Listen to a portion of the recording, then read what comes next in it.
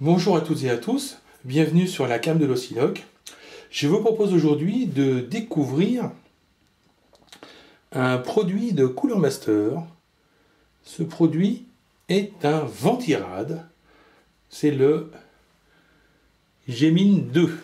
Alors, le Gemini 2 est un ventirad de type Top Flow, c'est-à-dire à plat. Donc le Gemini 2 dans sa version SF524. Donc, le SF524 est compatible avec les sockets Intel 1366, 1156, 1155 et 775. Et du côté AMD, FM1, AMD, AM3+, pardon, AM3 et AM2. Il n'y a pas AM2+, c'est pas bien grave. On nous annonce que ce ventirad est compatible avec des ventilateurs de 120 et 240 et qu'il est super low noise. Donc ça, c'est très très marketing, on trouve ça un petit peu partout. Vous vous doutez bien qu'à l'Osciloc, on ne manquera pas de tester s'il est vraiment super low noise. Donc une autre vue ici. Alors à l'arrière, quelques petites informations avec information importante pour les ventirades à plat, c'est la hauteur. Et la hauteur, elle est de moins de 11 cm parce qu'elle est de 10 cm et demi. Donc la hauteur ici. Donc il pourra donc être installé dans un boîtier pas trop épais, pas trop large, avec peu de place. Donc là, différentes informations également qu'on nous redonne. Donc les dimensions, bon ça, vous les découvrirez plus en détail. Le poids est de 490 grammes, pardon. Donc, pas trop lourd.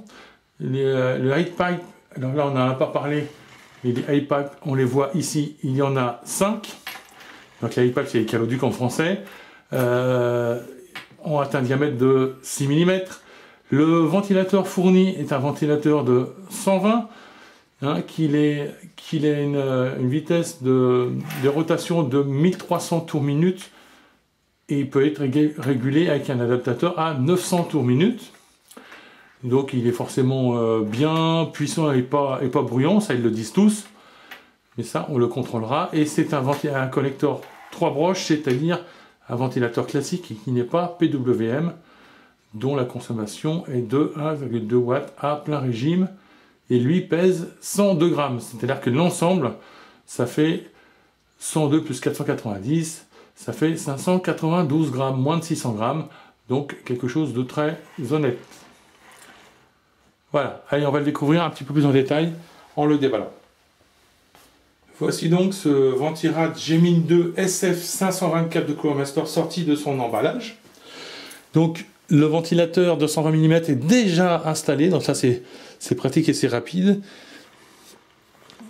Donc on voit la marque qui est rappelée ici, Cooler Master. Et les 5 caloducs, tout nickelé, comme on peut le voir. Ici. Ouais, on va retourner l'ensemble pour mieux se rendre compte du radiateur. Donc voilà, avec une très belle finition. On voit les caloducs qui reviennent ici. Donc c'est une forme de U, hein, comme ça. Malheureusement, entre guillemets, l'expérience nous dit que généralement, c'est pas optimum au niveau du refroidissement. Tous les ventirades Top Flow sont normalement un petit peu moins performants que les ventirades de type Tour. On verra si Cooler Master a réussi à inverser la tendance. Voilà, et donc un câble pas très long, il n'y a pas besoin, parce qu'on n'est jamais très loin de la broche de la carte mère, hein, pour brancher donc le ventilateur. Évidemment, avec ce SF524, il fournit tout un ensemble d'adaptateurs, la backplate pour l'accrocher au dos de la carte mère, hein, de la visserie, de la pâte thermique. Voilà, tout est fourni là, en un seul sachet. Donc pour installer ça tranquillement sur votre carte mère. Une petite notice. Dans toutes les langues existantes sur la planète, hein, comme d'habitude chez Cooler Master, on a le choix de la langue d'installation. Voilà, cette présentation arrive à son terme. Donc vous venez de découvrir le Gemini 2 SF524 de Cooler Master. Donc un ventirad à plat, top flow, équipé d'un ventilateur de 120 mm, avec 5 gros caloducs. Donc il devrait permettre quand même d'avoir une puissance de dissipation assez respectable. Donc comme d'habitude sur l'oscilloque, un test de performance et de nuisance sonore sur ce Gemini 2 SF524. Je vous souhaite une bonne journée et vous donne rendez-vous sur l'oscilloque.fr.